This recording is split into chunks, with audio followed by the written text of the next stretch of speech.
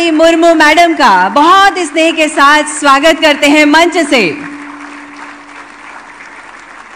स्वागत है महोदया।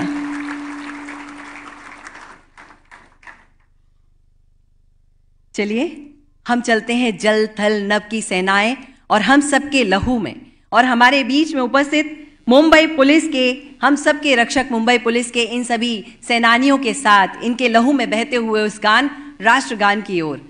दादा स्वागत है।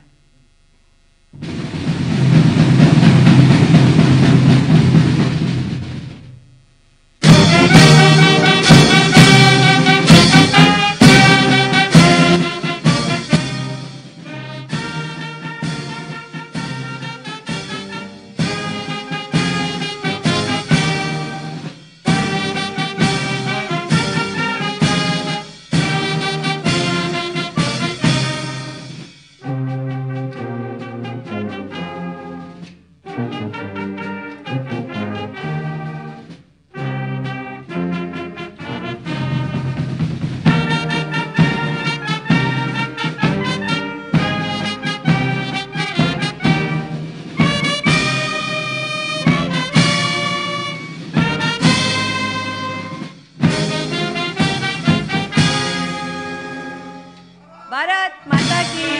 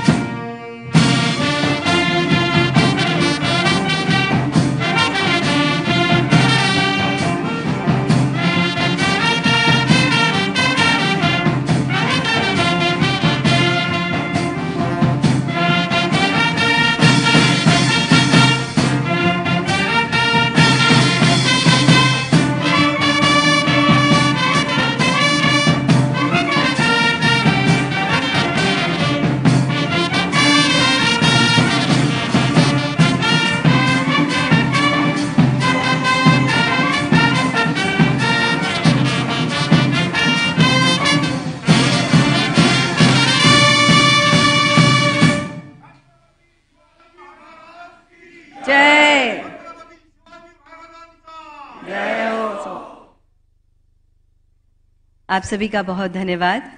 राष्ट्रगान एवं राज्य गीत के बाद मैं पुनः हमारी राष्ट्रपति महोदया का स्वागत, वंदन, अभिनंदन करती हूँ। प्रणाम।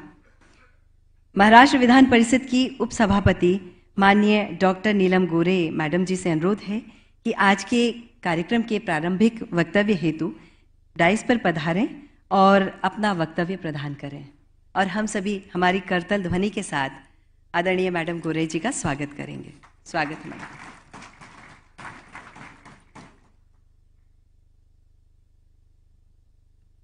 छत्रपती शिवाजी महाराज, महात्मा ज्योतिराव फुले, सावित्रीबाई फुले, परमपूज्य डॉक्टर बाबासाहेब आंबेडकर, राजर्षी शाहू छत्रपती आणि व्यासपीठावर निमंत्रित आजच्या कार्यक्रमाच्या अध्यक्षा, भारतवर्ष की राष्ट्रपति आदरणीय श्रीमती द्रौपदी मुर्मू, महाराष्ट्र के राज्यपाल जी श्रीमान CP राधाकृष्णन जी, महाराष्ट्र के मुख्यमंत्री माननीय एकनाथ जी शिंदे, उप मुख्यमंत्री माननीय देवेंद्र फडणवीस, माननीय अजित पवार, विधानसभा के अध्यक्ष एडवोकेट राहुल नार्वेकर जी, विधानसभा के उपाध्यक्ष श्री नरहरी झिरवाल जी, श्री चंद्रकांत दादा पाटिल, संसदीय कार्यमंत्री, विधान परिषद विपक्षी नेता श्री अंबादास दानवे, इस ऐतिहासिक अवसर में आपका सबका अभिनंदन और स्वागत करती हूँ। महाराष्ट्र विधान परिषद के शताब्दी समारोह के अवसर पर अपनी गरिमामयी उपस्थिति से हमें गौरवान्वित किया है। महाराष्ट्र विधानसभा के अमृत महोत्सव के निमित्त ग्रंथखंडों का प्रकाशन समारोह था। उस समारोह में देश की पहली महिला राष्ट्रपति श्रीमती प्रतिभाताई पाटिल ने इसी तरह उपस्थित रहकर हमारा हौसला बढ़ाया था। सर, मैं तो ज़रूर यहाँ जिक्र करना चाहूँगी कि आप एक महिला होने के नाते से दृष्टि से आपको बहुत बड़ी चुनौतियों का सामना करना पड़ा है। हालांकि आपने हमेशा अपना सर ऊंचा रखा और सभी बाधाओं को पार किया है। मैडम, आपके जीवन के हर चरण में चुनौतियों का धैर्य से सामना किया, प्रभावी काम करके दिखाया। ओडिशा के एक मंत्री के रूप में, झारखंड के राज्यपाल के रूप में और एक आदर्श माँ के रूप में आपने भरपूर प्रशंसा अर्जित की है। मुझे तो याद आता है वो श्लोक, या देवी सर्वभूतेषु मातृरूपेण संस्थिता नमस्तस्यै नमस्तस्यै नमस्तस्यै नमो नमः। तो आप राष्ट्र के पिता है और माँ भी है, इसीलिए मैं खास आपको वंदन करती हूँ और शुभकामना देती हूँ। बहुत शुक्रिया देती हूँ कि इस सदन में, हमारे विधानमंडल में आप पहले बार पधारे हैं। आज इस समारोह के बारे में ये कहना चाहूँगी कि 4 विधान परिषद के 100 साल का यात्रा या उत्सव आज हम मना रहे हैं और 4 खंडों में इनको शब्दबद्ध करने की योजना बनाई है।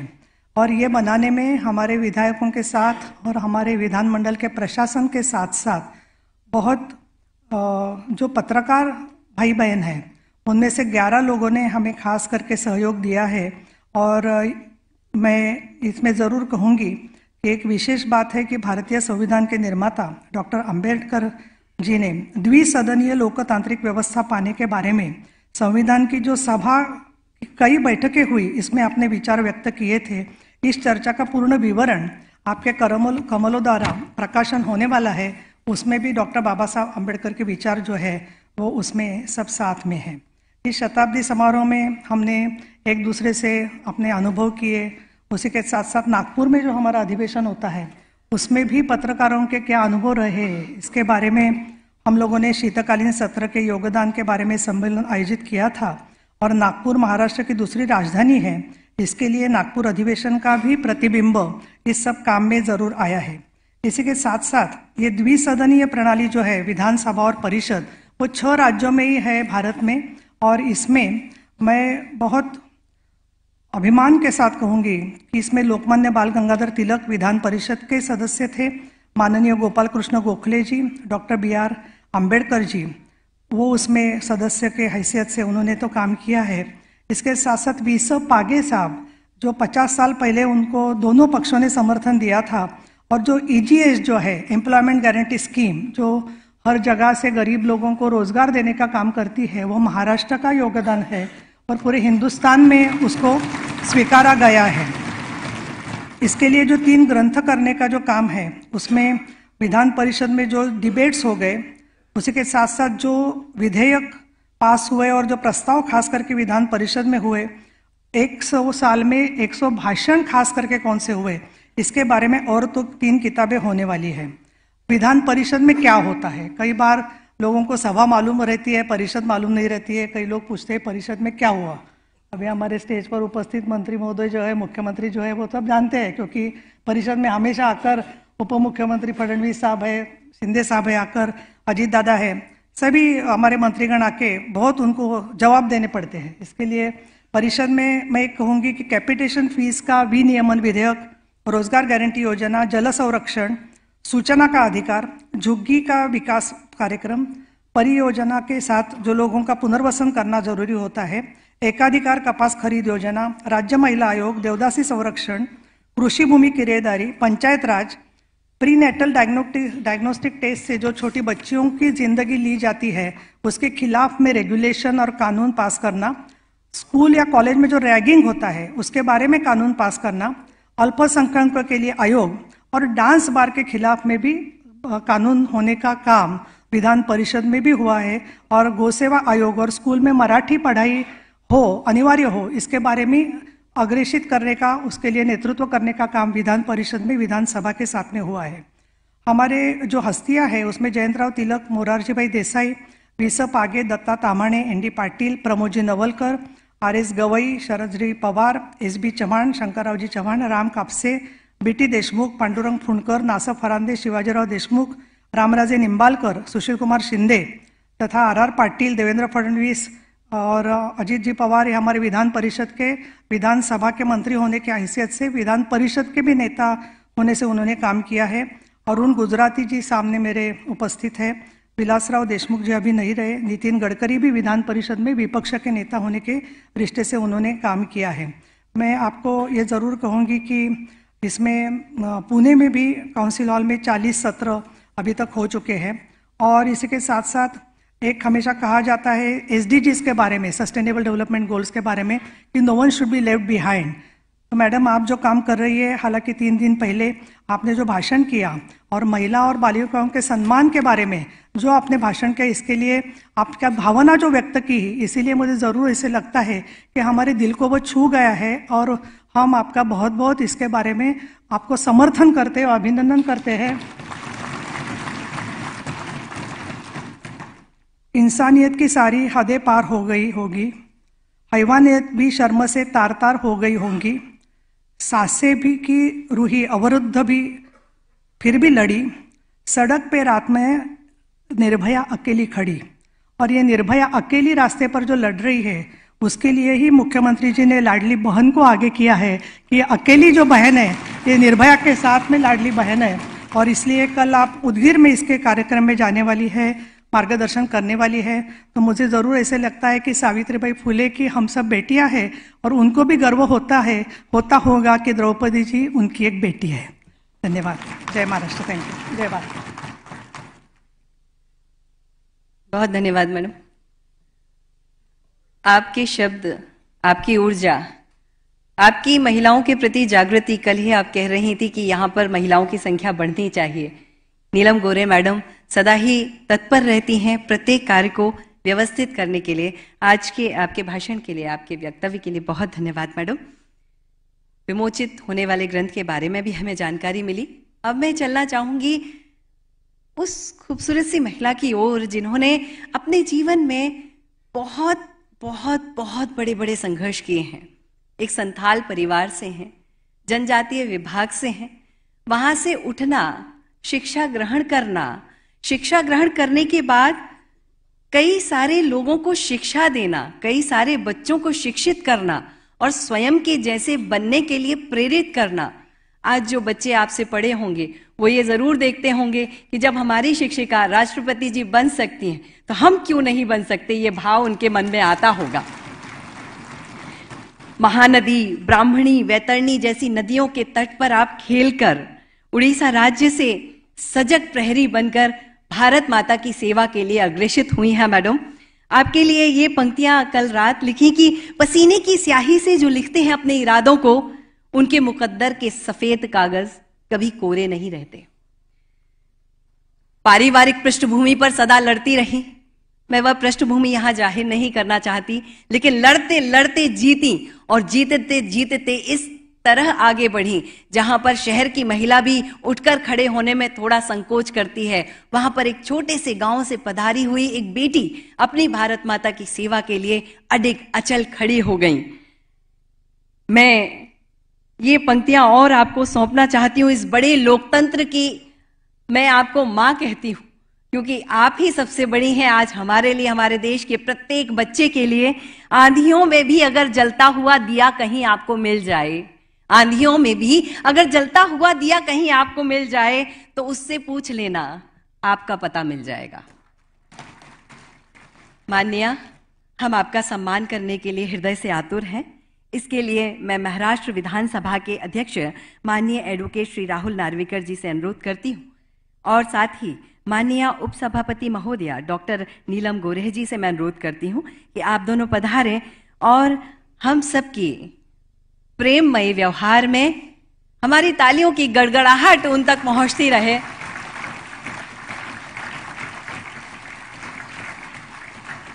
आपको स्मृति चिन्ह दिया गया। द्रौपदी मां, आपके लिए ये साड़ी दी जा रही है। ये साड़ी भारत के महाराष्ट्र राज्य की शान है, पैठणी है ये। इसे बनाने के लिए एक एक तंतु को अपने हाथों से सजाया जाता है और इस तंतु के बाद ये साड़ी खूबसूरत सी निखर कर आती है। इसे विशेष रूप से आदरणीय नीलम गोरे मैडम ने आपके लिए बनवाया है।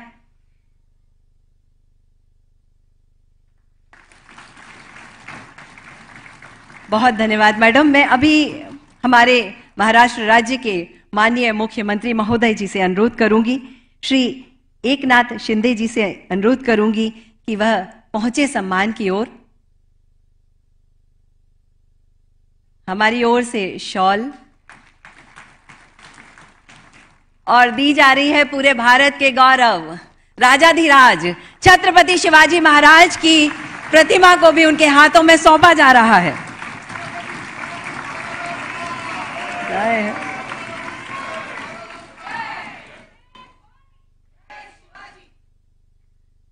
ये पैठणी साड़ी या कोई भी वस्त्र हमारे देश की शान है, क्योंकि हमारा देश इन्हीं वस्त्रों को बेच बेच कर सोने की गिनियां लाता रहा और पूरी दुनिया में जीतता रहा।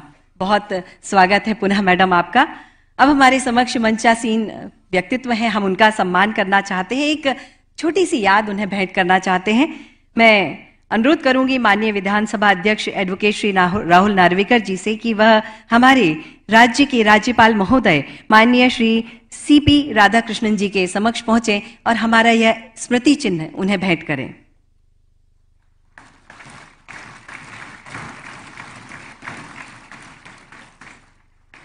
माननीय उपसभापति महोदया डॉक्टर नीलम गोरे मैडम से अनुरोध है महाराष्ट्र राज्य के माननीय मुख्यमंत्री महोदय श्री एकनाथ शिंदे जी की ओर पहुंचे और उन्हें हमारा स्मृति चिन्ह भेंट करें।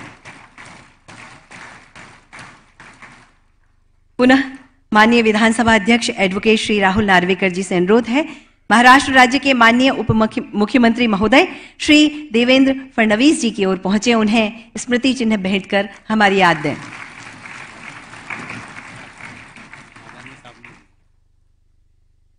मैं माननीय उपसभापति महोदया डॉक्टर नीलम गोरे मैडम जी से पुनः अनुरोध करूंगी महाराष्ट्र राज्य के माननीय उप मुख्यमंत्री महोदय श्री अजित पवार जी की ओर पहुंचे और उन्हें सम्मान स्मृति चिन्ह भेंट करें। पुनः अनुरोध करूंगी माननीय विधानसभा अध्यक्ष एडवोकेट श्री राहुल नार्वेकर जी से माननीय संसदीय कार्य मंत्री श्री चंद्रकांत पाटिल जी का वह स्मृति चिन्ह के साथ सम्मान करें। माननीय विधानसभा उपाध्यक्ष श्री नरहरि झिरवा जी यहां पर उपस्थित हैं। मैं आपसे अनुरोध करूंगी महाराष्ट्र के विपक्ष के विधान परिषद के श्री अंबादास जी दानवे यहां पर उपस्थित हैं। अंबादास जी दानवे जी को स्मृति चिन्ह भेंट कर उनका सम्मान करें।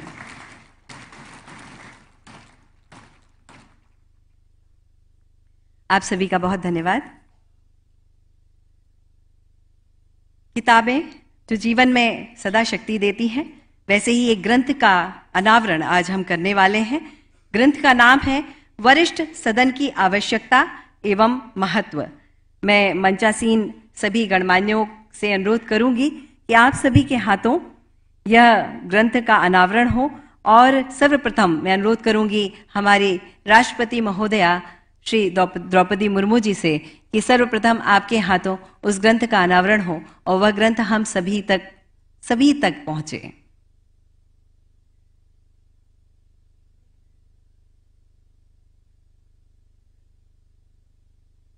हम हमारी तालियों की गूंज के साथ ग्रंथ का स्वागत कर सकते हैं। ग्रंथ का नाम है वरिष्ठ सदन की आवश्यकता एवं महत्व।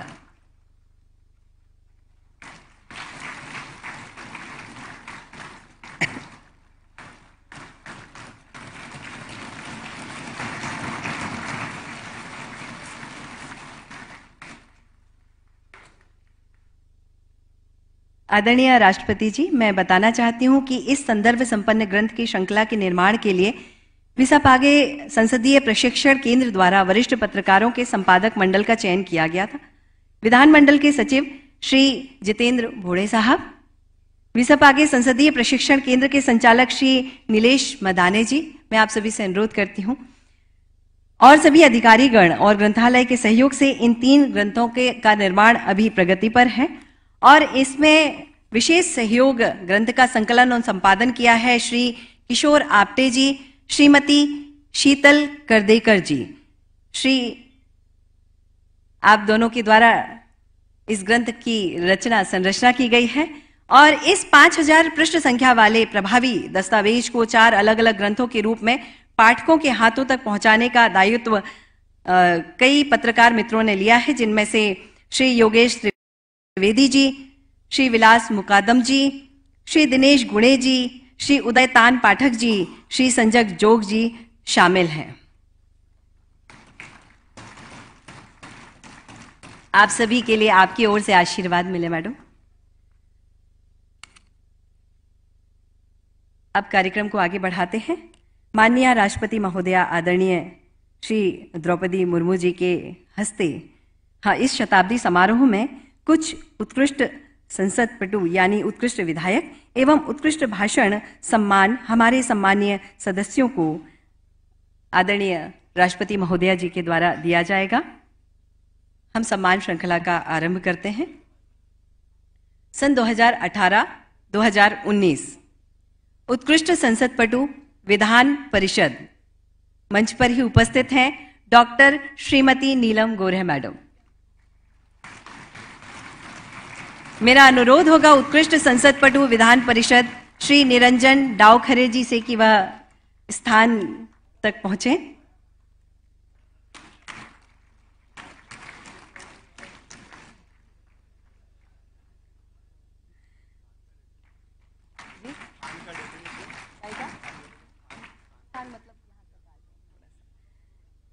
आदरणीय डॉक्टर नीलम गोरे मैडम जी के सम्मान के बाद मैं अनुरोध करूंगी उत्कृष्ट संसद पटु विधान परिषद श्री निरंजन डावखरे जी से कि वह पहुंचें और अपना सम्मान ग्रहण करें।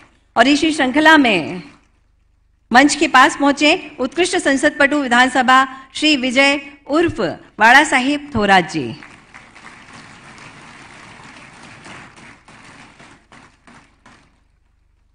श्री निरंजन डावखरे जी सम्मान लेते हुए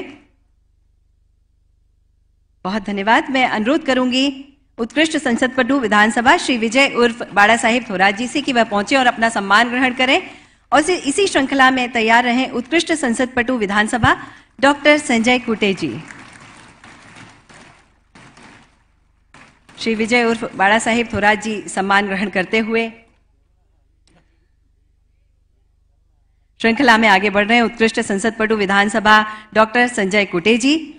और इसके बाद मैं अनुरोध करूंगी उत्कृष्ट भाषण के लिए विधान परिषद से श्रीमती हुस्न बानो खलीफे मैडम को।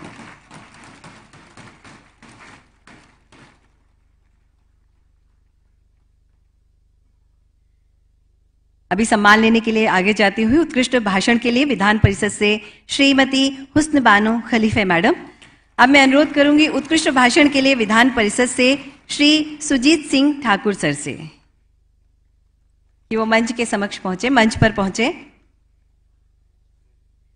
और अनुरोध करूंगी अगले व्यक्तित्व उत्कृष्ट भाषण के लिए विधानसभा से श्री नरहरि झिरवाड़ सर जो कि डाइस पर उपस्थित हैं। मंच की ओर आते हुए श्री सुजीत सिंह ठाकुर सर विधान परिषद उत्कृष्ट भाषण हेतु।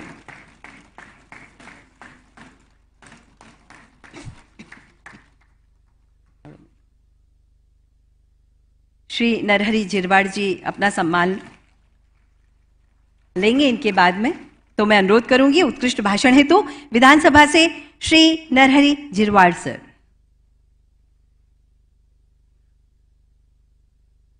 और इसके बाद उत्कृष्ट भाषण के लिए विधानसभा से तैयार रहेंगे श्री पराग अड़वणी सर।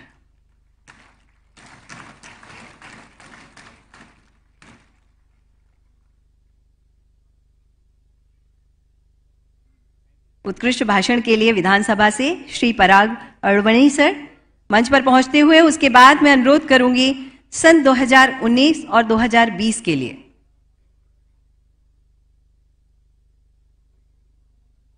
और 2020 के लिए उत्कृष्ट संसद पटु विधान परिषद से श्री सतीश चौहान सर। श्री सतीश चौहान सर पधारे मंच पर। अगले सम्मान के लिए मैं अनुरोध करूंगी कि वह मंच के समक्ष पहुंचे उत्कृष्ट संसद पटु विधान परिषद आर्किटेक्ट अनंत गाडगीड़ सर। श्री सतीश चौहान सर सम्मान लेते हुए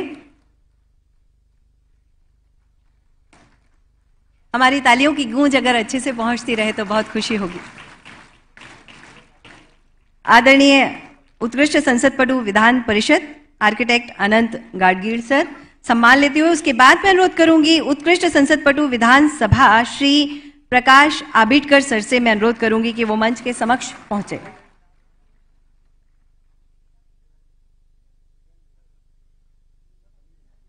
मंच पर पहुंचे।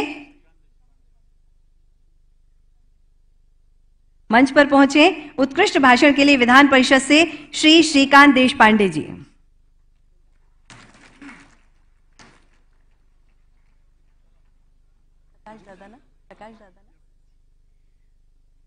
श्री श्रीकांत देशपांडे जी सम्मान लेते हुए और इसके बाद मंच पर आएंगे उत्कृष्ट संसद पटु विधानसभा श्री प्रकाश आबिटकर सर। पधारे सर। उत्कृष्ट संसद पटु विधानसभा एडवोकेट आशीष शेरार सर से अनुरोध है कि वह मंच के समक्ष पहुंचे। श्री प्रकाश आबिटकर सर सम्मान लेते हुए। अनुरोध है उत्कृष्ट संसद पटु विधानसभा एडवोकेट आशीष शेरार सर। उत्कृष्ट भाषण के लिए विधान परिषद से श्री राम हरि रूपनवर से अनुरोध है कि वो मंच के समक्ष पहुंचे।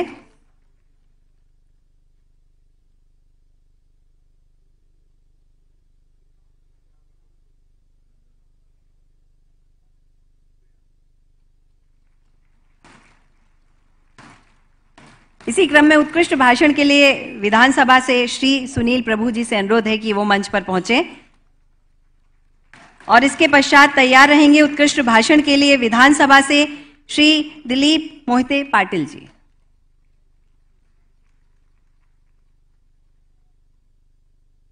यह श्रृंखला 2019-2020 के बाद 2020-2021 की ओर बढ़ रही है। 2020-2021 सन में उत्कृष्ट संसद पटु विधान परिषद श्री प्रवीण दरेकर साहब, मैं अनुरोध करूंगी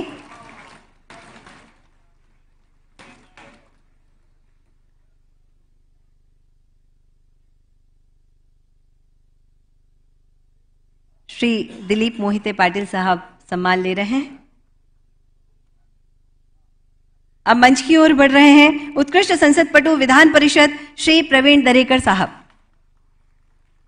इसके बाद अनुरोध होगा उत्कृष्ट संसद पटु विधान परिषद एक सम्मान दे रही है स्वर्गीय विनायक मेटे साहब को और यह सम्मान लेने के लिए उनकी पत्नी श्रीमती ज्योति मेटे जी मंच की ओर पधार रही हैं।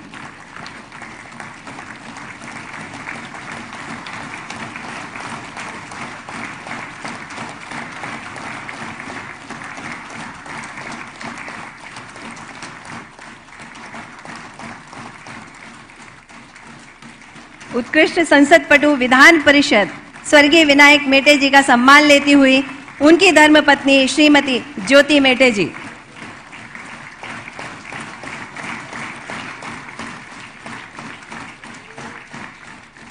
इसी तारतम्य में अनुरोध होगा उत्कृष्ट संसद पटु विधानसभा श्री अमित साटम जी से कि वो मंच पर पहुंचे। स्वागत है उत्कृष्ट संसद पटु विधानसभा श्री अमित साटम जी। उत्कृष्ट संसद पटु विधानसभा एडवोकेट आशीष जायसवाल जी से अनुरोध है कि वह भी मंच की ओर पहुंचे। अभी सम्मान लेते हुए उत्कृष्ट संसद पटु विधानसभा श्री अमित साटम जी मंच की ओर बढ़े। उत्कृष्ट संसद पटु विधानसभा एडवोकेट आशीष जायसवाल जी और इसके बाद तैयार रहेंगी उत्कृष्ट भाषण के लिए विधान परिषद से डॉक्टर श्रीमती मनीषा कायदे जी।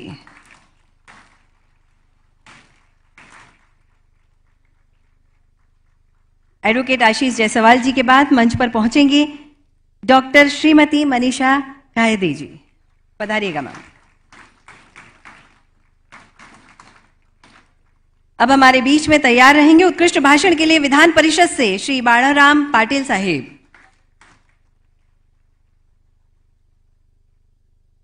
मंच पर अनुरोध है उत्कृष्ट भाषण के लिए विधान परिषद श्री बाड़ाराम पाटिल साहिब का और अगले सम्मान के लिए तैयार रहेंगे उत्कृष्ट भाषण के लिए विधानसभा से श्री प्रताप सरनाइक साहब।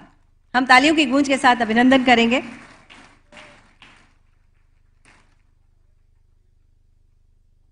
उत्कृष्ट भाषण के लिए मंच की ओर पधारते हुए उत्कृष्ट भाषण के लिए विधानसभा से श्री प्रताप सरनाइक साहब तैयार रहेंगे। उत्कृष्ट भाषण के लिए विधानसभा से श्री प्रकाश सोळंके सर।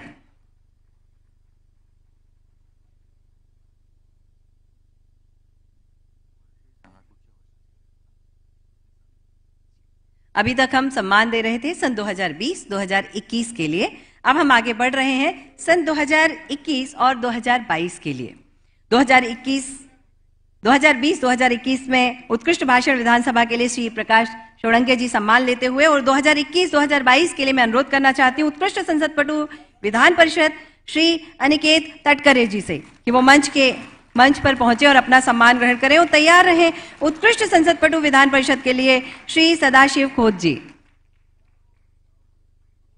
उत्कृष्ट संसद पटु विधान परिषद श्री अनिकेत तटकरे जी से अनुरोध है कि मंच पर पधारें और अपना सम्मान ग्रहण करें।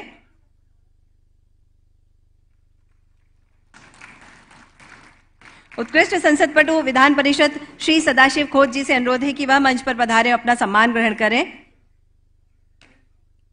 मंच की ओर आने के लिए तैयार हैं उत्कृष्ट संसद पटु विधानसभा श्री संजय शिरसाट जी। अनुरोध है कि वह मंच की ओर पधारें।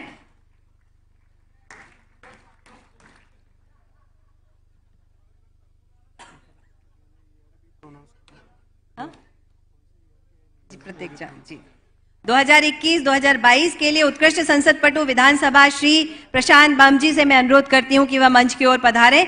और अभी सन 2021-2022 के लिए सम्मान ग्रहण कर रहे हैं उत्कृष्ट संसद पटु विधानसभा श्री संजय शिरसाट जी।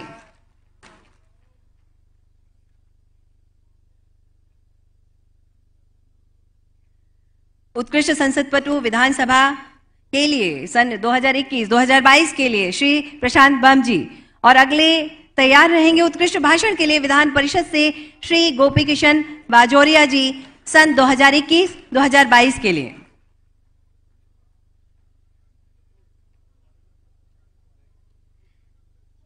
अनुरोध है उत्कृष्ट भाषण के लिए विधान परिषद से श्री गोपी किशन बाजोरिया जी सन 2021-2022 के लिए अपना सम्मान लें। और इसी सन 2021-2022 के लिए उत्कृष्ट भाषण के लिए विधान परिषद से श्री विक्रम काळे सर से मैं अनुरोध करती हूं कि वो मंच की ओर पधारें। और इसके बाद मंच पर श्री गोपी किशन बाजोरिया जी अपना सम्मान लेते हुए मंच पर पधारे श्री विक्रम काळे साहब। उत्कृष्ट भाषण विधान परिषद 2021-2022 2021-2022 के लिए उत्कृष्ट भाषण के लिए विधानसभा से श्रीमती सरोज अहिरे जी से अनुरोध है कि वो मंच की ओर पधारें। और उनके बाद तैयार रहे उत्कृष्ट भाषण के लिए विधानसभा से श्री सिद्धार्थ शिरोड़े जी। मंच की ओर पधारती हूं उत्कृष्ट भाषण के लिए विधानसभा से श्रीमती सरोज अहिरे जी। सन 2021-2022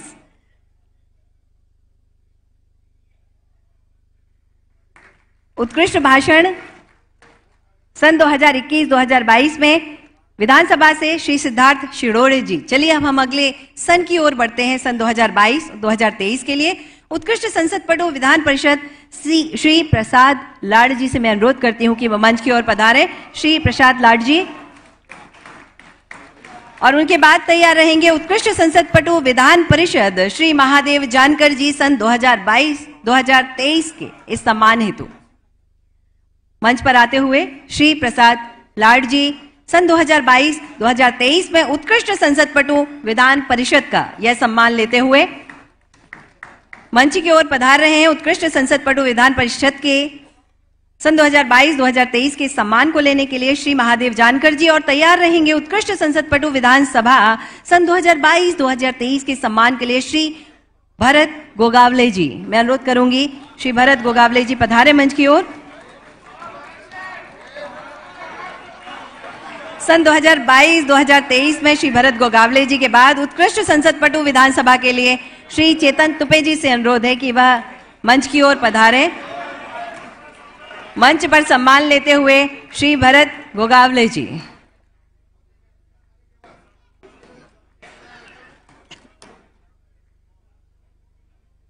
श्री चेतन तुपे जी सन 2022-2023 के लिए उत्कृष्ट संसद पटु विधानसभा का सम्मान लेने के लिए मंच की ओर आते हुए अनुरोध करूंगी उत्कृष्ट संसद पटु विधानसभा श्री समीर कुणावार जी से कि वो मंच की ओर पधारें। श्री चेतन तुपे जी के लिए बहुत बहुत बधाइयां। मैं मंच से अनुरोध करूंगी कि मंच पर पधारे उत्कृष्ट संसद पटु विधानसभा श्री समीर कुणावार जी। और उसके बाद तैयार रहेंगे उत्कृष्ट भाषण के लिए विधान परिषद से श्री अब्दुल्ला खान दुर्रानी साहब।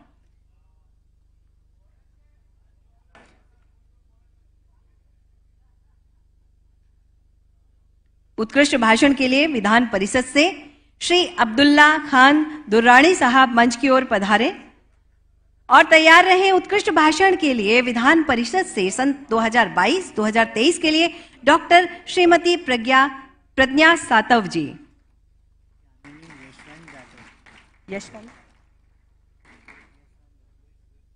उत्कृष्ट भाषण के लिए सन 2022-2023 से विधान परिषद से डॉक्टर श्रीमती प्रज्ञा सातव जी से अनुरोध है कि मंच की ओर पधारे। उत्कृष्ट भाषण के लिए विधान सभा से सन 2022-2023 के लिए श्रीमती यामिनी यशवंत जाधव जी से अनुरोध है कि वो मंच की ओर पधारें। डॉक्टर श्रीमती प्रज्ञा सातव जी सम्मान लेती हुई श्रीमती यामिनी यशवंत जाधव जी के बाद तैयार रहेंगे श्री अभिमन्यु पवार जी। मैं अनुरोध करूंगी मंच की ओर आ जाए। मंच पर सन 2022-2023 के लिए उत्कृष्ट भाषण विधानसभा का सम्मान लेती हुई श्रीमती यामिनी यशवंत जाधव जी और उसके बाद मंच पर पधारेंगे सन 2022-2023 के लिए उत्कृष्ट भाषण विधानसभा का सम्मान लेने के लिए श्री अभिमन्यु पवार जी। अब हम पहुंचेंगे सन 2023-2024 के लिए उत्कृष्ट संसद पटु विधान परिषद सन 2023-2024 के लिए सम्मान लेने के लिए मंच पर पधारेंगे श्री अमोल मिटकरी साहब। तैयार रहेंगे उत्कृष्ट संसद पटु विधान परिषद श्री गोपीचंद पडलकर साहब। मंच की ओर बढ़ते हुए उत्कृष्ट संसद पटु विधान परिषद सन 2023-2024 का सम्मान लेने के लिए श्री अमोल मिटकरी जी।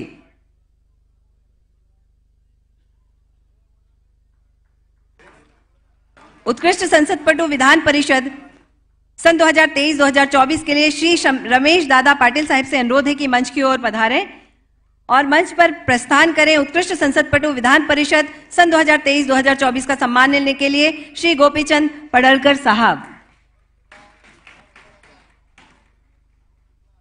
श्री रमेश बोरनारे सर से अनुरोध है कि वो मंच की ओर पधारें।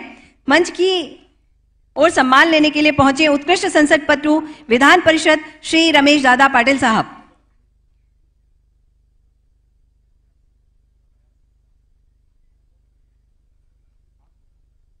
अनुरोध करूंगी उत्कृष्ट संसद पटु विधानसभा 2023-2024 का सम्मान लेने के लिए श्री अमीन पटेल सर से कि वो मंच की ओर पधारे और मंच तक पहुंचे श्री रमेश बोरनारे साहब उत्कृष्ट संसद पटु 2023-2024 विधानसभा का सम्मान लेने के लिए। एक अनुरोध उत्कृष्ट संसद पटु विधानसभा का सम्मान लेने के लिए श्री राम सातपुते सर से अनुरोध है कि मंच की तरफ पधारें और अभी सम्मान लेने के लिए मंच पर पहुंच रहे हैं सन 2023-2024 के लिए उत्कृष्ट संसद पटु विधानसभा श्री अमीन पटेल साहब।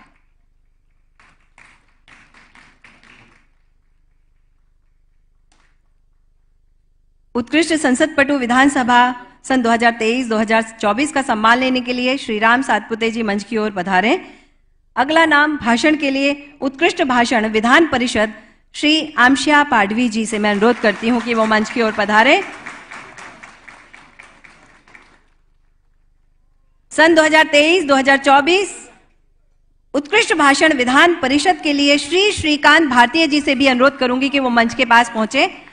अभी मंच पर सम्मान लेने के लिए पहुंच रहे हैं उत्कृष्ट भाषण सन 2023-2024 के लिए विधान परिषद से श्री आमशिया पाडवी सर। एक अनुरोध होगा उत्कृष्ट भाषण विधान परिषद 2023-2024 का सम्मान लेने के लिए श्री सुनील शिंदे जी से कि वह भी मंच के पास पहुंचे। अभी मंच पर उत्कृष्ट भाषण के लिए विधान परिषद से 2023-2024 का सम्मान लेने के लिए श्री श्रीकांत भारतीय साहब मंच की ओर पहुंचे।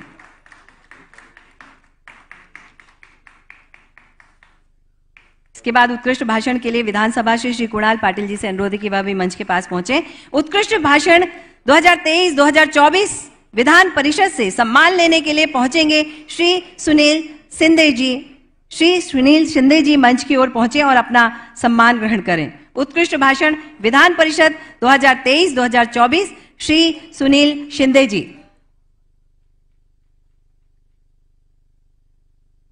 उत्कृष्ट भाषण विधानसभा के लिए मंच पर पहुंचे श्री कुणाल पाटिल साहब, मैं अनुरोध करूंगी कि आप मंच पर पधारें और तैयार रहें उत्कृष्ट भाषण विधानसभा के लिए श्रीमती श्वेता महाले जी। मंच पर सम्मान लेते हुए सन 2023-2024 उत्कृष्ट भाषण विधानसभा श्री कुणाल पाटिल साहब।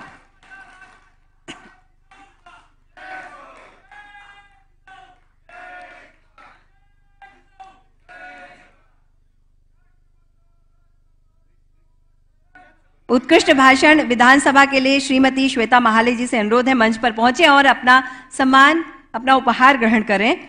मैं अनुरोध करूंगी उत्कृष्ट भाषण के लिए विधानसभा से श्री प्राजक्त तनपुरे साहब से कि वो मंच की ओर पधारें और सन 2023-2024 में उत्कृष्ट भाषण विधानसभा का यह सम्मान ग्रहण करें। हम स्वागत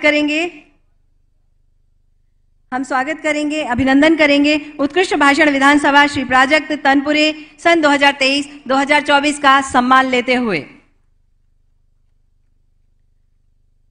दोनों सदनों के सभी विधायकों का पुनः अभिनंदन। यहां पर यह सम्मान समाप्त होता है। आपको, आपके मतदाताओं को, सभी को बहुत बहुत बधाई और हम सबकी ओर से एक बार पुनः तालियों की गूंज के साथ इन सभी का अभिनंदन।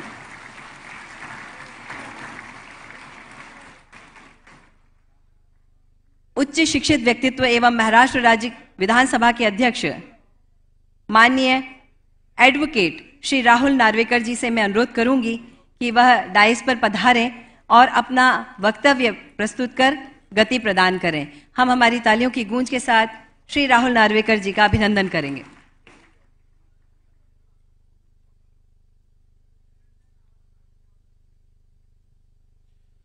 नमस्कार। आज के इस महाराष्ट्र विधिमंडल के विधान परिषद के शतक पूर्ति हेतु कार्यक्रम में उपस्थित भारत की आदरणीय राष्ट्रपति श्रीमती द्रौपदी मुर्मू जी, राज्य के राज्यपाल श्रीमान सीपी राधाकृष्णन जी, राज्य के आदरणीय मुख्यमंत्री श्री एकनाथ शिंदे जी, राज्य के आदरणीय उपमुख्यमंत्री श्री देवेंद्र फडणवीस जी, आदरणीय उपमुख्यमंत्री जी श्री अजित पवार जी, महाराष्ट्र विधान परिषद की उपसभापति डॉक्टर नीलम गोरे, उपाध्यक्ष महाराष्ट्र विधानसभा श्री नरहरी झिरवळ, माननीय मंत्री श्री चंद्रकांत दादा पाटिल, माननीय विरोधी पक्ष नेता विधान परिषद श्री अंबादास दानवे जी, इस सभागृह में उपस्थित केंद्रीय मंत्री रामदास आठवले जी, भूतपूर्व केंद्रीय मंत्री श्री नारायण राणे जी, उपस्थित सर्व मंत्रीगण, विधायकगण, संसदगण और मान्यवर। Madam, I feel uniquely privileged to greet you to the land of Saint Jnaneshwar, Chhatrapati Shivaji Maharaj, Lokmanya Bal Gangadhar Tilak, Gopal Krishna Gokhale, Mahatma Jyotiba Phule, and Dr. Baba Saheb Ambedkar, who are towers of inspiration and devotion for all times to come. Maharashtra has emerged as the leading state of India on the democratic foundation laid by such eminent personalities.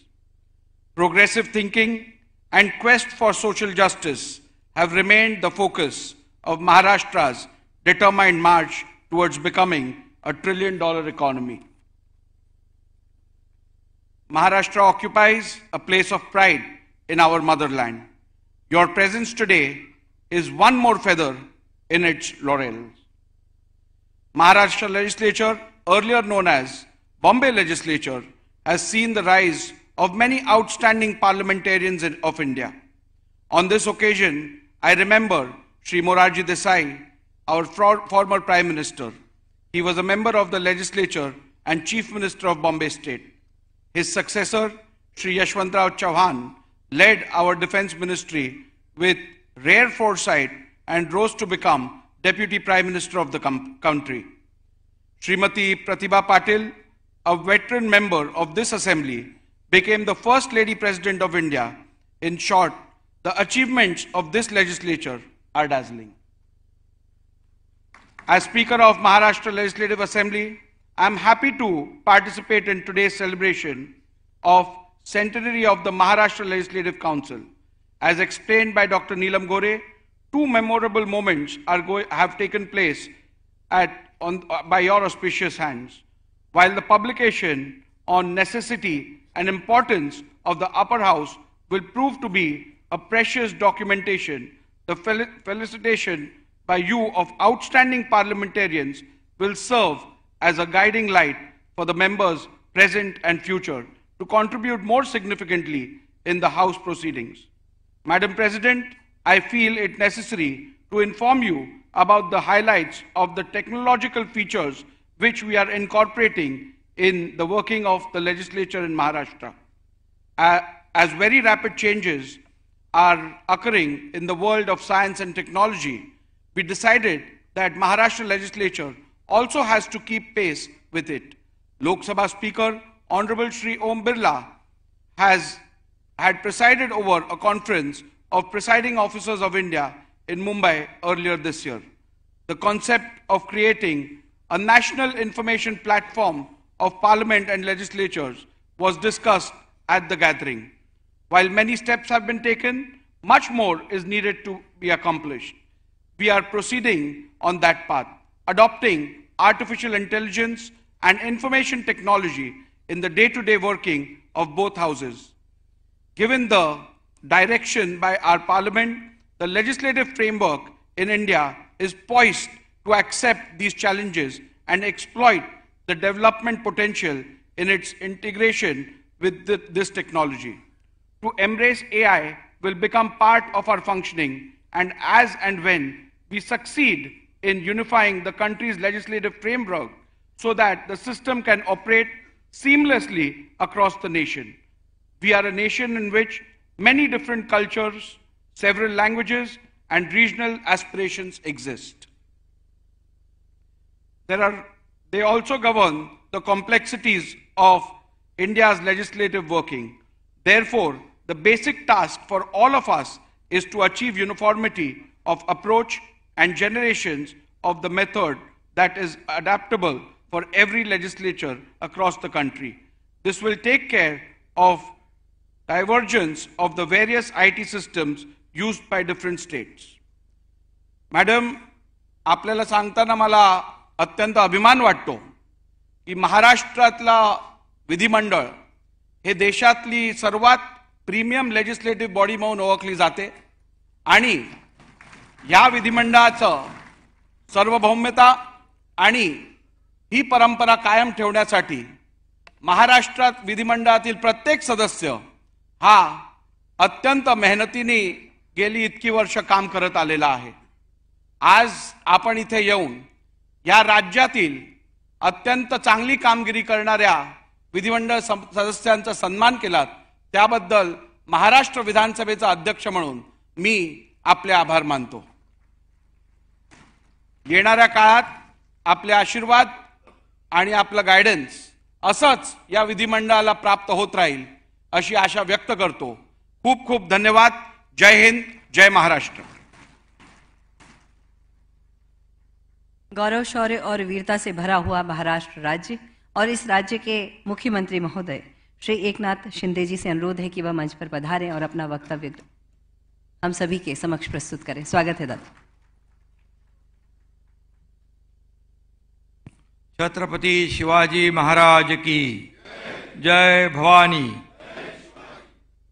Maharashtra विधान परिषदेचा शतक महोत्सव हा सोहळा इथे संपन्न होतोय आणि या शतक महोत्सव सोहळ्यानिमित्त आपले उत्कृष्ट संसदपटू, उत्कृष्ट वक्ते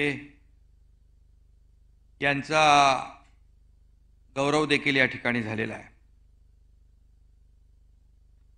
आणि आजच्या या कार्यक्रमाला खास करून आपल्या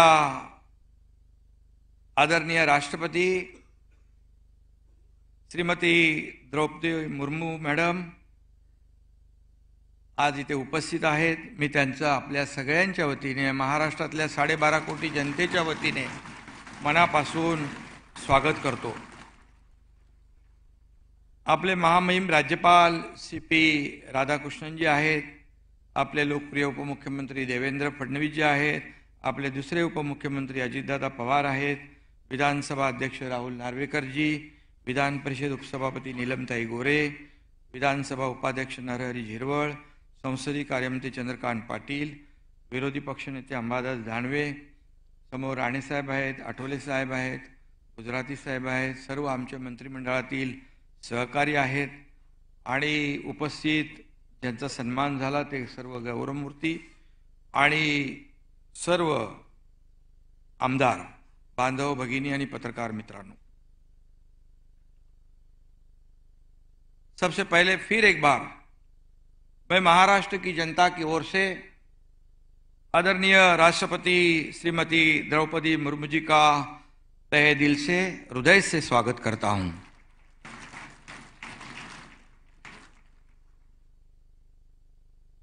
श्रीमती मुर्मू जी देश की दूसरी महिला राष्ट्रपति है. उनका संपूर्ण जीवन संघर्षमय रहा है.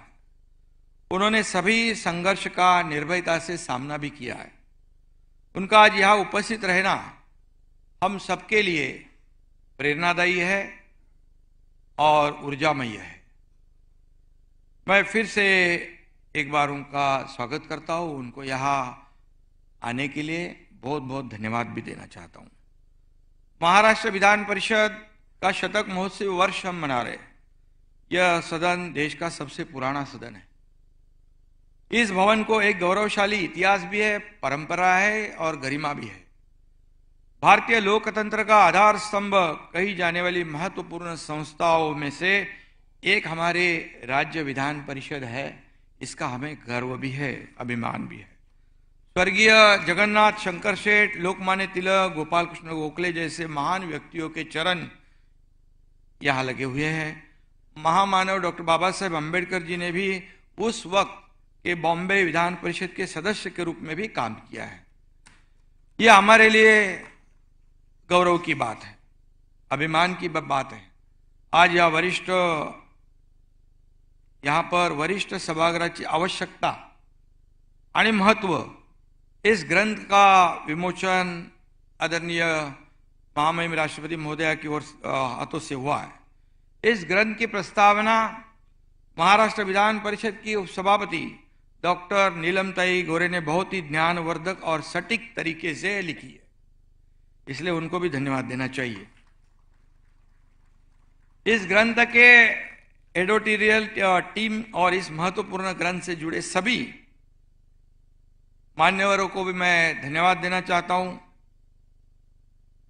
मुख्यमंत्री, मंत्री, MLA, MLC, प्रशासकीय अधिकारी आते जाते रहते हैं, पर ये ग्रंथ कायम रहते हैं और इतिहास का जतन भी करते रहते हैं. यह पुस्तक हमें यह एहसास कराती है कि हम वर्तमान का निर्माण तभी कर सकते हैं जब हम इतिहास को जानेंगे और खुली आंखों से इतिहास का अध्ययन करेंगे, तभी हम वर्तमान का निर्माण कर सकते हैं. मुझे आशा है कि यह ग्रंथ राजनीतिक अभ्यासक, स्टूडेंट सभी के लिए मार्गदर्शक बनेगा. युवा पीढ़ी के लिए मार्गदर्शक बनेगा. वक्ता सत्ताधारी पक्षात असो किंवा विरोधी बाकावर असो, त्याच्या भाषणात सर्वसामान्य माणसाबद्दलची कळकळ असावी लागते. सत्ता संघर्षात अनेकदा उत्तरे द्यावी लागतात, टीका करावी लागते, परंतु वक्ता काय मुद्दे मांडतो, त्याचा हेतू काय, हे देखील महत्त्वाचं असतं.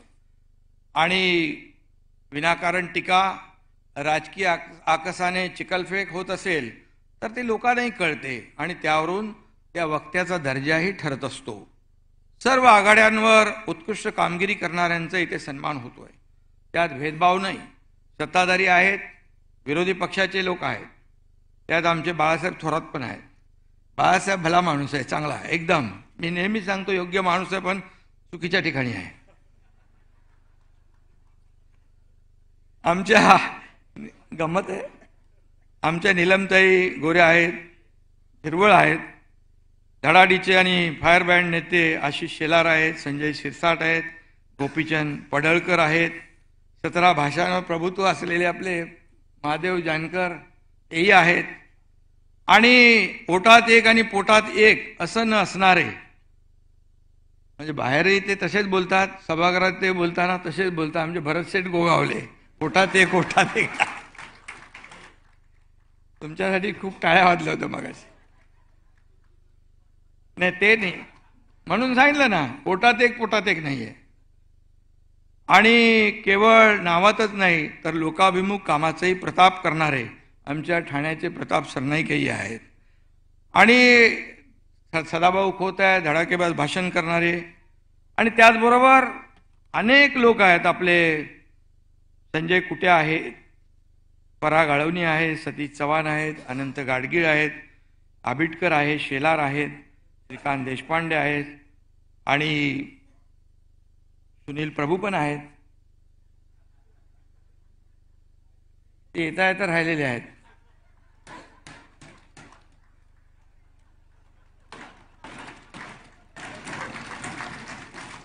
दिलीप मोहिते आहेत, प्रवीण दरेकर आहेत, आणि विनायक मेटे साहेबांना देखील आपण हा पुरस्कार दिला आहे. त्यांच्या आपल्या पत्नी त्यांनी तो स्वीकारला. खूप त्यांनी काम केलं, समाजासाठी केलं, पण दुर्दैवाने ते आज आपल्यात नाहीत, परंतु त्यांची आठवण आपल्यासोबत आहे. त्यांनी केलेलं काम कायम आहे. सगळेच लोक आहेत, मी सगळ्यांची नावं घेत नाही. आशिष जयस्वाल, अमित साटम, मनीषाताई, बाराम, प्रकाश सोळंके, तटकरे, अनिकेत आहे, आणि खूप लोक आहेत. मी सगळ्यांची नावं घेत नाही, माफ करा. आणि सगळेच लोक आपले उत्कृष्ट संसदपटू आहेत.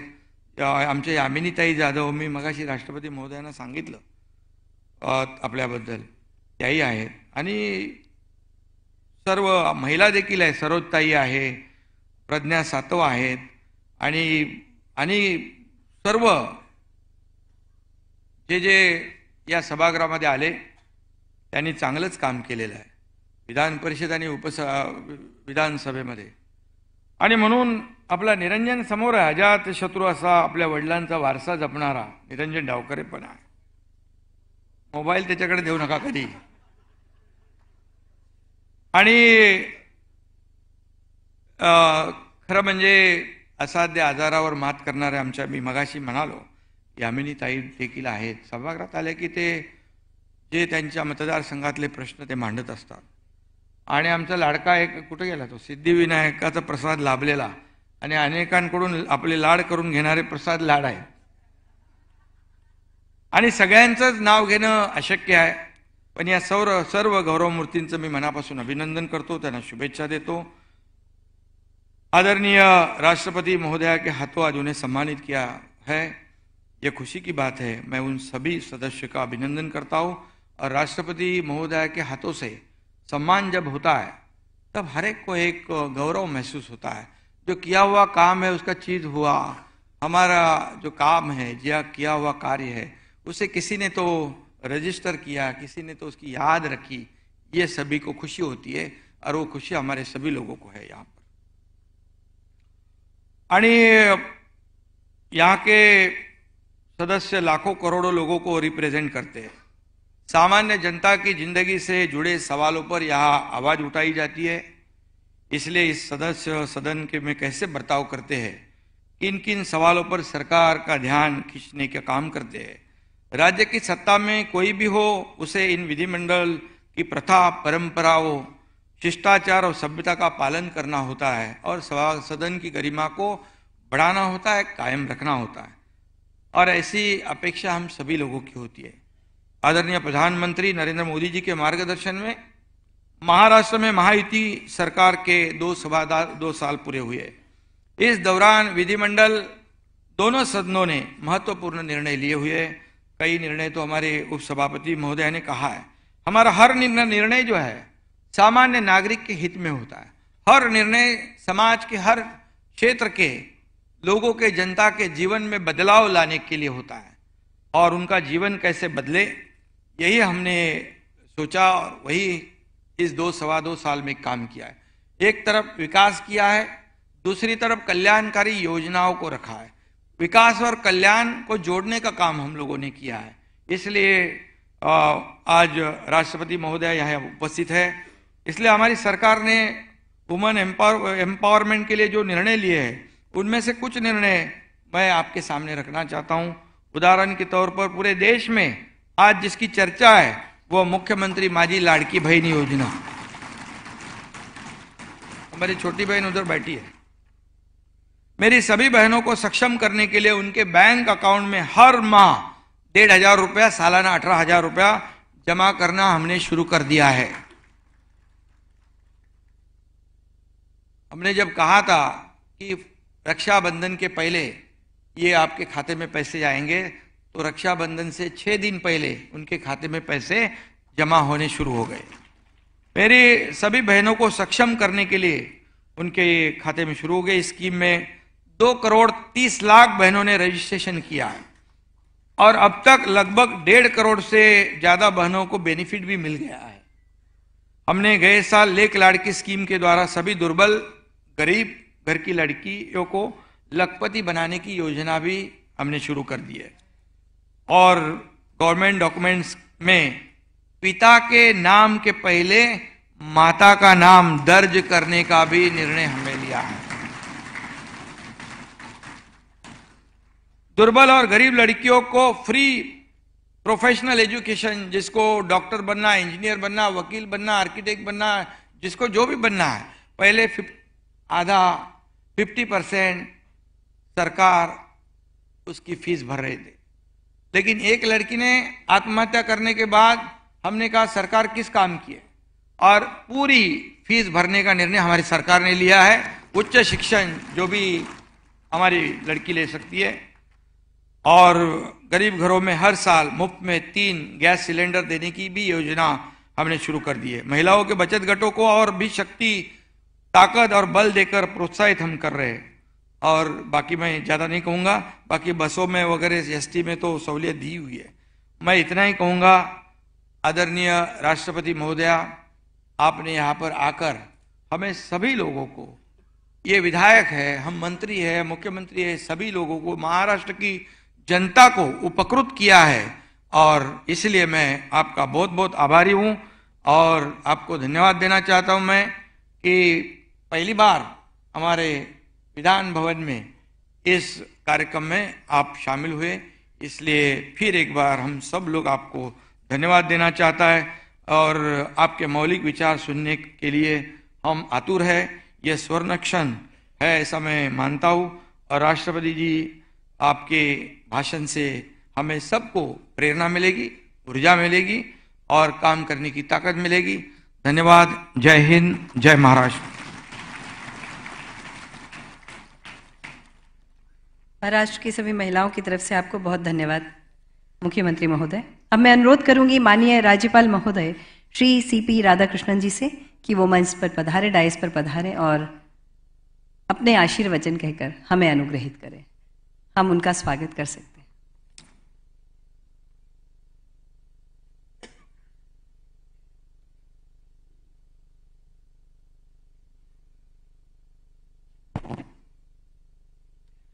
I touch and salute the holy feet of Bharata Mata, the most powerful and the most merciful. Maharashtra ja punya bhumi la maja naman. Most respected Honorable President of India, Srimati Draupadi Murmu ji, our dynamic Chief Minister, Honorable Sriman Eknath Shinde ji, Honorable Speaker of the Maharashtra Legislative Assembly, Advocate Rahul Narvekar, Honorable Deputy Chairperson of the Legislative Council, Dr. Neelam Gore, our young and dynamic Deputy Chief Minister, Sriman Devendra Fadnavis ji, our Honorable experienced Deputy Chief Minister, Sriman Ajitbhai Pawarji, Honorable Minister of Parliamentary Affairs, Sriman Chandrakant Dada Patilji, Honorable Deputy Speaker of Legislative Assembly, Sri Narhari G. Rualji,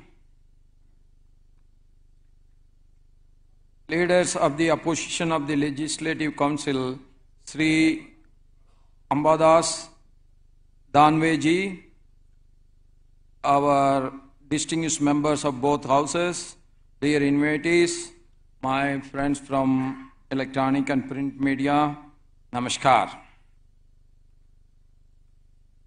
It is a great day today, it is a historical day, and it gives me great pleasure that our Honorable President of India is joining with all of us to add another history in the historical day as we celebrate the completion of a glorious century by the Maharashtra Legislative Council.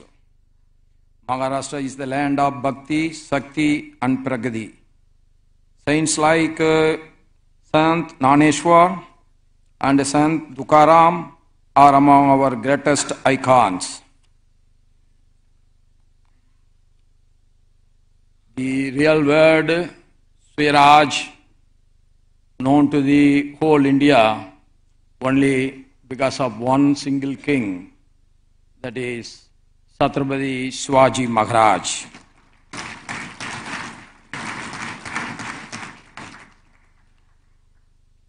As every Indian, I also feel when the statue of great Chhatrapati Shivaji Maharaj fell down. But it is only the statue fell down. Shivaji Maharaj will be living in the hearts of every Indian throughout his life. As long as an Indian is living in this country, his last beating is there in the heart. Shivaji Maharaj will be there in the hearts of every Indian.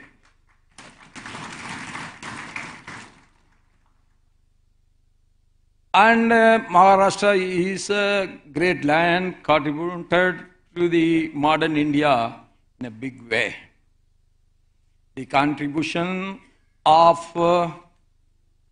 our great Ambedkar ji is the Constitution of India. That is the only reason today the Indian democracy is so strong than any other democracy in the world.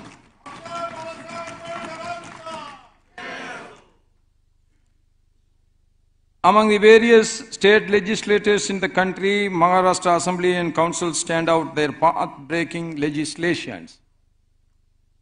Maharashtra is a leader. Why Maharashtra is a leader? The most famous law being adopted in Maharashtra became the guiding factor for the entire country later. That's why the Maharashtra Legislative Assembly and the Council is the leaders of democracy in the country. The revolutionary employment guarantee scheme was conceived and unveiled in Maharashtra way back in the 1970s. Today it becomes Manrega. Then it has been adopted at the national level.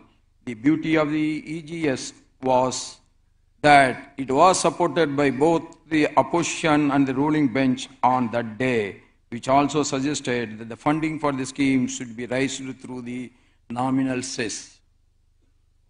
And this is the unique example in the democratic history as both sides of the House join hands to provide succor to the needy millions in the face of an unprecedented drought situation. That is the leading light of the exemplary parliament actions, that is in the Vidhan Sabha and Vidhan Council, both has been done. Former President Srimati Pratibha Patil was the member of this August House.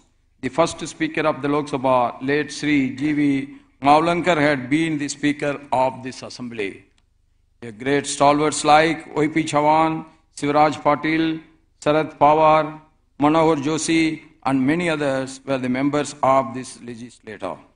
Towering personality like Vasantrao Naik, V.S. Bahe, Vasantdada Patil, S.P. Chavan, Sribat Amrut Danke, S.M. Joshi, Nana Saheb Gore, Ganpatrao Deshmukh, Mrunal Gore, Ahilya Ranganekar also had graced the floor of this Maharashtra legislature with their outstanding contributions.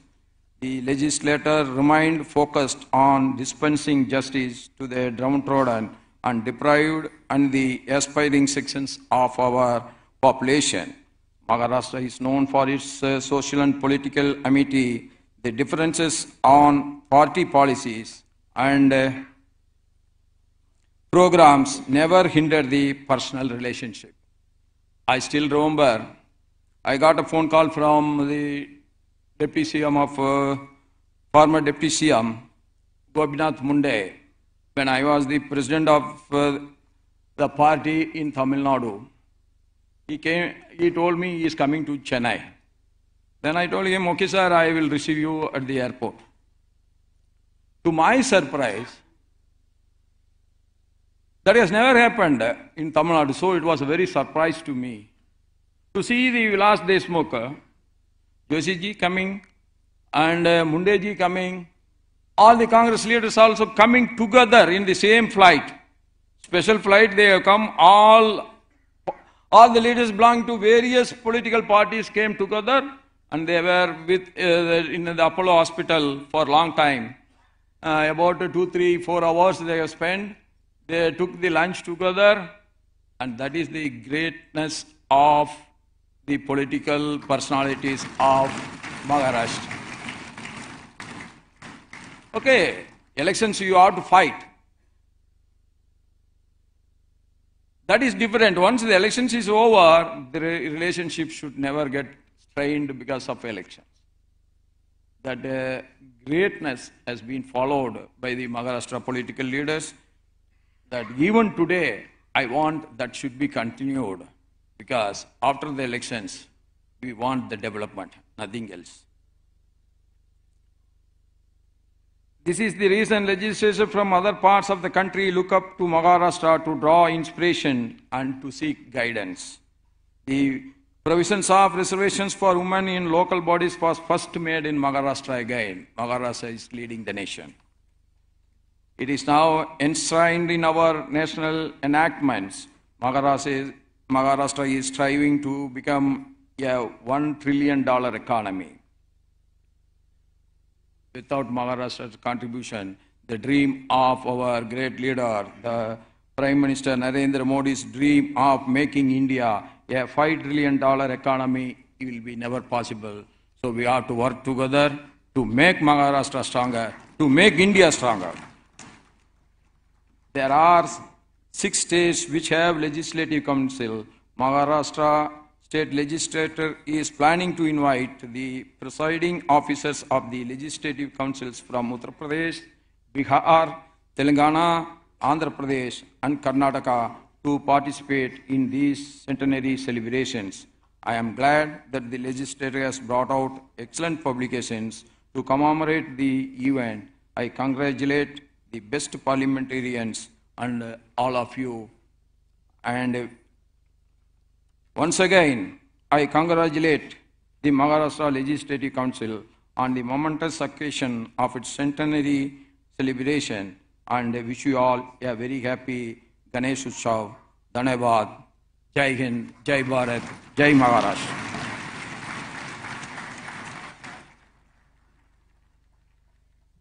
Thank you so much, sir. Thanks a lot. अब समाप्ति होती है हमारे इंतज़ार की, क्योंकि हम बहुत देर से सुनना चाहते हैं उन्हें, जो हमारे माननीय राष्ट्रपति हैं।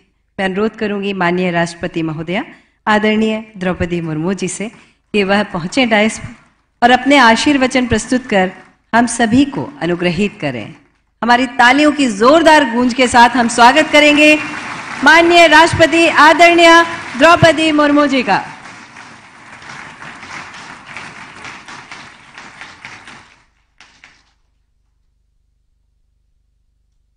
महाराष्ट्र विधान परिषद के शताब्दी वर्ष समारोह में उपस्थित राज्य के राज्यपाल श्री सीपी राधाकृष्णन जी, मुख्यमंत्री श्री एकनाथ शिंदे जी, उप मुख्यमंत्री श्री देवेंद्र फडणवीस जी एवं श्री अजित पवार जी, अध्यक्ष विधानसभा श्री राहुल नार्वेकर जी, उपसभापति विधान परिषद डॉक्टर नीलम गारे जी, महाराष्ट्र सरकार में संसदीय कार्य मंत्री श्री चंद्रकांत दादा पाटिल जी, डेप्यूटी स्पीकर विधानसभा श्री नरहरि सीताराम जिरवाल जी, महाराष्ट्र विधान परिषद के नेता प्रतिपक्ष श्री ओंबादास दानवे जी, विधान परिषद के वर्तमान एवं पूर्व सदस्यगण, विधान के सभा के सदस्यगण, गणमान्य अतिथियों, देवियों और स्वजनों, आप सभी को मेरा बहुत बहुत बधाई और नमस्कार।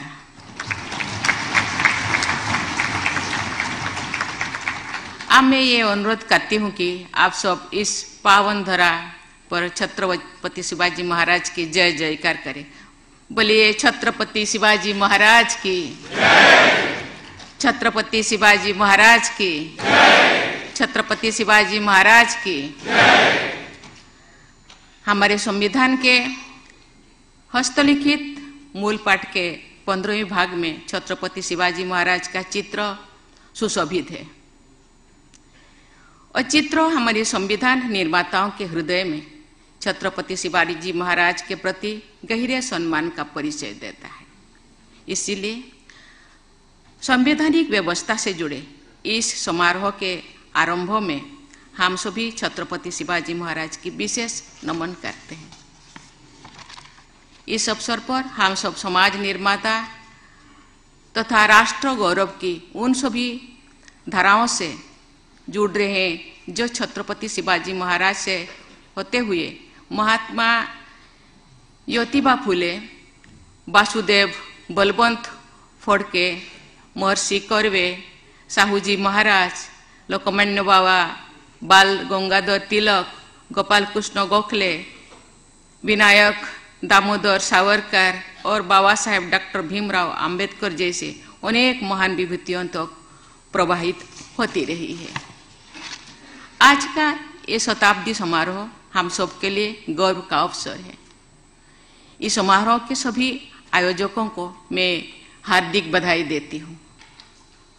महाराष्ट्र के सभी निवासियों के लिए मैं विशेष बधाई और शुभकामनाएं व्यक्त करती हूँ। इस अवसर पर सुप्रसिद्ध कवि श्रीपाद कृष्ण कोल्हटकर की भावनाओं को आप सबके प्रमुख प्रस्तुत करने का मैं प्रयास करूंगी। बहुत असत सुंदर संपन्न की महाप्रिय ओमुचा एक महाराष्ट्र देश है।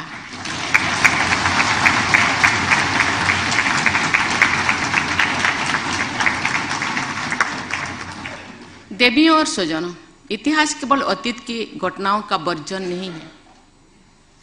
हमारी इतिहास दृष्टि हमारे वर्तमान और भविष्य का प्रस्तावित करती है। भारत केंद्रित इतिहास दृष्टि के अनुसार बॉम्बे लेजिस्लेटिव काउंसिल के गठन की ऐतिहासिक घटना हमारे महान स्वाधीनता सेनानियों के प्रयासों का परिणाम है। प्रथम विश्व युद्ध के दौरान लोकमान्य बाल गंगाधर तिलक और श्रीमती एनी बेसेंट ने होम रूल मूवमेंट चलाया, जिसके कारण भारत की जनता में स्वशासन के मांग ने जोर पकड़ लिया।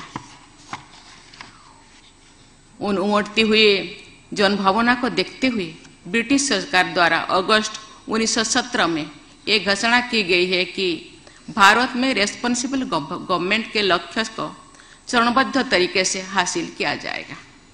शासन के हर आयाम में भारतवासियों की भागीदारी बढ़ाई जाएगी और साथ ही भारतीयों द्वारा स्वशासन हेतु संसाधनों को विकसित किया जाएगा। इस घोषणा के अनुरूप मॉन्टेगू चेम्सफोर्ड रिफॉर्म्स प्रस्तुत किए गए। उन रिफॉर्म्स को कानूनी रूप देते हुए गवर्नमेंट ऑफ इंडिया एक्ट 1919 को पारित किया गया। वो एक्ट वर्ष 1921 में प्रभावी हुई। भारत के अन्य क्षेत्र सहित बॉम्बे प्रेसिडेंसी में भी प्रोविंशियल लेजिस्लेचर की स्थापना की गई तथा बॉम्बे लेजिस्लेटिव काउंसिल का गठन हुआ। वर्ष 1960 में महाराष्ट्र के पुनर्गठन के बाद इस काउंसिल के भौगोलिक कार्य क्षेत्र में परिवर्तन हुआ तथा इसका नाम महाराष्ट्र लेजिस्लेटिव काउंसिल रखा गया है। इस प्रकार आरंभ से लेकर आज तक इस काउंसिल ने 103 वर्ष तक यहाँ के लोगों की आशाओं और आकांक्षाओं को अभिव्यक्ति दी है और रेस्पॉन्सिव अपर चैम्बर की भूमिका निभाई है। इसके लिए मैं सभी वर्तमान और पूर्ववर्ती सदस्यों के योगदान की सराहना करती हूँ। अपने असाधारण योगदान के लिए आज पुरस्कार प्राप्त करने वाले सभी सदस्यों को मैं बहुत बहुत बधाई देती हूँ। वर्ष 1919 में गवर्नमेंट ऑफ इंडिया एक्ट के पारित होने से लेकर वर्ष 1921 में बॉम्बे लेजिस्लेटिव काउंसिल के गठन तक की अवधि में हमारा स्वाधीनता संग्राम एक नए दौर में पहुंच गए हैं। अप्रैल 1919 में जालियांवाला में हुई नरसंहार के बाद पूरे देश में ब्रिटिश हुकूमत के खिलाफ विद्रोह की लहर दौड़ गई थी। वर्ष 1921 में प्रिंस ऑफ वेल्स के भारत भ्रमण का बड़े पैमाने पर बहिष्कार किया गया, जिसमें मुंबई के लोगों ने असाधारण सक्रियता का परिचय दिया था। आप सबका ये महानगर स्वाधीनता सेनानियों का गढ़ रहा है। वर्ष 1942 के भारत छोड़ो आंदोलन तक हमारे स्वतंत्रता संग्राम के अनेक गौरवशाली अध्याय यही शुरू हुई थी। स्वाधीनता आंदोलन के दौरान अनेक देश प्रेमियों का ये विचार था कि तत्कालीन ब्रिटिश शासन व्यवस्था में भागीदारी करके भी देश हित को बढ़ावा दिया जा सकता है। अनेक देश प्रेमी लेजिस्लेटिव काउंसिल के सदस्य बने। लेजिस्लेटिव काउंसिल के अनेक भारतीय सदस्यों ने विभिन्न अवसरों पर देशवासियों का पक्ष लेते हुए ब्रिटिश सदस्यों द्वारा प्रस्तुत किए गए कई विधेयकों का प्रखर विरोध किया है। बाबा साहेब आम्बेडकर बॉम्बे लेजिस्लेटिव काउंसिल के सदस्य रहे थे। भारतीय प्रणाली को समझने और दिशा देने में उनके जैसा व्यक्तित्व इतिहास में दुर्लभ है। उनकी सदस्यता और मार्गदर्शन से लाभान्वित होगा इस काउंसिल का सौभाग्य रहा है। वस्तुतः तत्कालीन बॉम्बे प्रेसिडेंसी में लेजिस्लेटिव काउंसिल की परंपरा वर्ष 1862 से ही शुरू हो गई थी। लोकहितवादी गोपाल हरि देशमुख, जस्टिस महादेव गोविंद रानाडे, सर फिरोज शाह मेहता, लोकमान्य तिलक और गोपाल कृष्ण गोखले जैसे अनेक महापुरुषों ने समय समय पर बॉम्बे लेजिस्लेटिव काउंसिल की शोभा बढ़ाई है। मैं उनको नमन करती हूँ। इस लेजिस्लेटिव काउंसिल ने स्वस्थ वाद विवाद और संवाद की परंपरा को स्थापित करके लोकतांत्रिक मूल्यों को शक्ति दी है। साथ ही काउंसिल के सदस्यों ने जल कल्याण के क्षेत्र में अद्भुत योगदान दिया है। इस परिषद के पूर्व सभापति B.S. पागे ने एम्प्लॉयमेंट गारंटी स्कीम की परिकल्पना की थी। उस स्कीम जैसी व्यवस्था बाद में मनरेगा के रूप में राष्ट्रीय स्तर पर अपनाया गया है।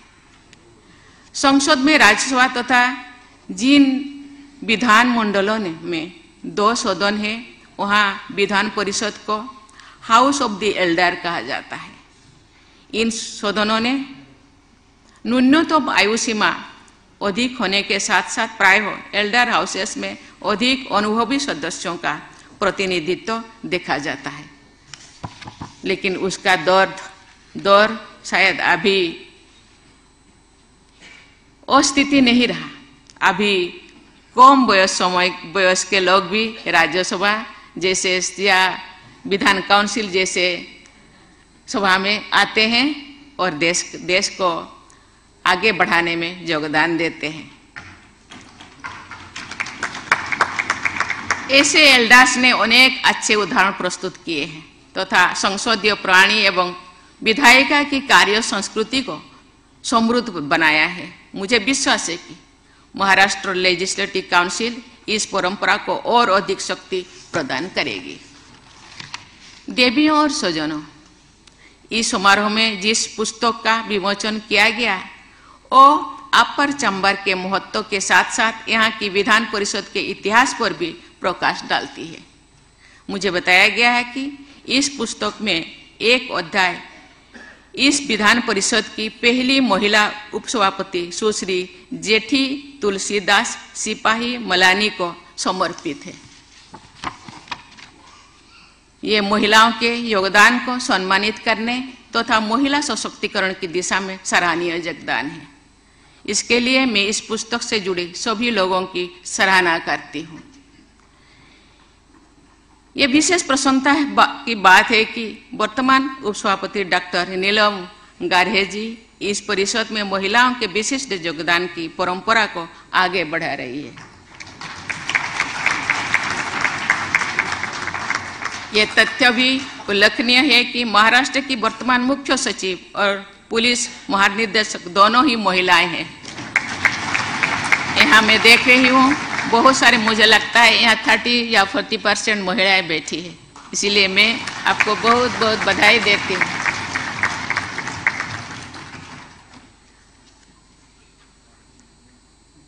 मेरे पहले यहाँ के मुख्यमंत्री ने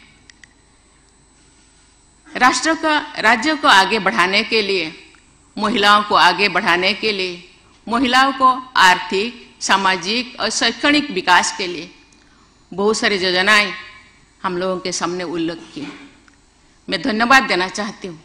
हम सब जानते हैं कि भारत के आधा आबादी महिलाएं हैं। महिलाओं के विकास बिना, महिलाओं के आर्थिक, सामाजिक या शैक्षणिक विकास बिना देश का विकास शायद जितना होना चाहिए ऐसे नहीं हो पाएगा। इसीलिए इस दिशा में आगे बढ़ना, उनको सहयोग करना, शायद अभी हम सहयोग कर रहे हैं, आगे चल के खुद अपने आप के चलेंगे, दौड़ेंगे और उड़ेंगे और देश के सेवा में आगे बढ़ेंगे।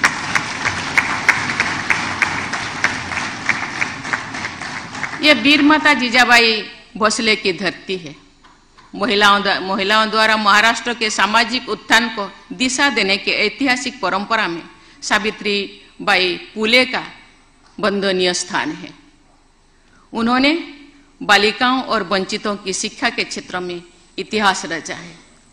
महाराष्ट्र की ऐसी अनेक महान महिलाओं की स्मृति को मैं नमन करती हूँ। ये उल्लेखनीय है कि भारत की पहली महिला राष्ट्रपति होने का गौरव भी महाराष्ट्र की ही श्रीमती प्रतिभा देवी सिंह पाटिल जी को जाता है। मुझे पूरा विश्वास है कि महाराष्ट्र की बेटियां राज्य और देश का गौरव निरंतर बढ़ाती रहेगी। महिलाओं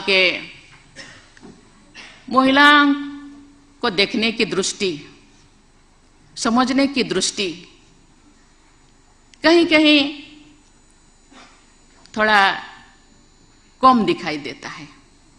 उसको सुधारने का, उसको समझने का, संशोधन करने का हम सबका कर्तव्य है, हम सबका दायित्व है, रेस्पॉन्सिबल है। उनके चिंताधारा को बदलने का दायित्व है। मुझे लगता है आगे चलकर जो कुछ हम देख रहे हैं, जो कुछ हम सुन रहे हैं, महिलाएं जो कुछ झेल रहे हैं, आगे चलकर शायद ये नहीं होगा, क्योंकि हम जानते हैं अभी हम आजादी के 75 साल या अमृत काल मना रहे हैं और कुछ साल के बाद हम सेंटेनरी मनाएंगे। मुझे लगता है सेंटेनरी तो, क्योंकि ये मदर ऑफ डेमोक्रेसी भी कहला जाता है। हम सब जानते हैं मदर ऑफ डेमोक्रेसी होने के नाते देश विदेश में लोग भारत को नमन करते हैं, भारत को फॉलो करते हैं। लेकिन हम भी ऐसे लगे कोई छोटे बच्चे जो माँ की गदी में बैठी थी है या माँ की अंगूठी पकड़कर चलती है, उनको लगता है किसी का खराब दृष्टि मेरे ऊपर नहीं रहेगा, कोई भी साहस नहीं करेगा कि माँ के होते हुए मुझे कोई ये वाला दृष्टि से देखे। ये सोच सबको होना चाहिए। 100 साल सेंटनरी शायद हम लोगों को वही आज़ादी दिलाएगा, वही सोच दिलाएगा। इसी के हिसाब से हम सबको काम करना होगा, हम सबको दायित्व लेना होगा। देवी और स्वजनों, महाराष्ट्र पूरे देश के सम्मुख सामाजिक, आर्थिक, सांस्कृतिक और आध्यात्मिक उत्कृष्टों के उदाहरण प्रस्तुत करता है। वर्ष 2023-24 के आर्थिक सर्वेक्षण के अनुसार स्टेट जीडीपी की दृष्टि से महाराष्ट्र का देश में प्रथम स्थान है। इसीलिए आपको बहुत बहुत बधाई देती हूँ, सराहना करती हूँ। इसके लिए विधानमंडल के सभी सदस्यों, राज्य सरकार की पूरी टीम और राज्यों के सभी निवासी बधाई के पात्र हैं। मैं आशा करती हूँ कि महाराष्ट्र की विकास यात्रा अनवरत तेज गति के साथ आगे बढ़ती रहेगी। मैं राज्य के सभी निवासियों की स्वर्णिम भविष्य की मंगल कामना करती हूँ और सबको गणेश चतुर्थी के पावन पर्व को अग्रिम बधाई देती हूँ। अंत में विख्यात कवि राजा बढ़े द्वारा रचित और महाराष्ट्र द्वारा राज्य गीत के रूप में अपनाया गए काव्य की पहली पंक्ति मैं आप सबके साथ साझा करना चाहूंगी। जय जय महाराष्ट्र माझा, गर्जा महाराष्ट्र माझा। जय हिंद।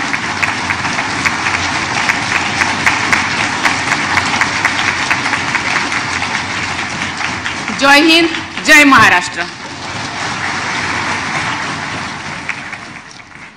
बहुत आभार, बहुत धन्यवाद। हम सभी की ओर से एक बार फिर से पुनः आभार रूपक हम इन्हें तालियों की गूंज दे सकते हैं हमारी माननीय राष्ट्रपति महोदया जी के लिए। आज के इस कार्यक्रम में कार्यरत प्रत्येक समर्पण के लिए आप सभी का धन्यवाद। और अब हम चलते हैं हमारे जीवन की अनमोल 52 सेकंड देकर अपनी मातृभूमि के लिए राष्ट्रगान की ओर।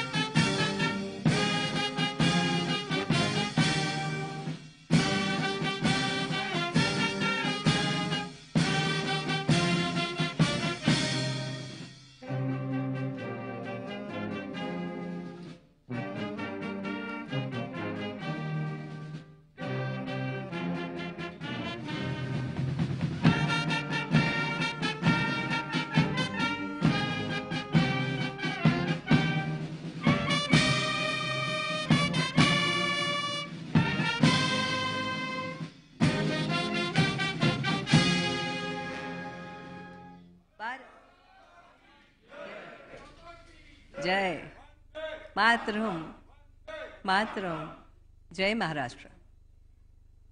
मंच के अनुमति के साथ आज की यह सभा यहीं पर समाप्त होती है। आप सभी से अनुरोध है कि आप सभी अपना स्थान ग्रहण करें, क्योंकि श्री नीलेश मदाने सर आपको कुछ सूचना देना चाहते हैं। मैं श्री नीलेश मदाने सर से अनुरोध करूंगी कि वो मंच पर आए, डाइस पर आकर सूचना प्रदान करें।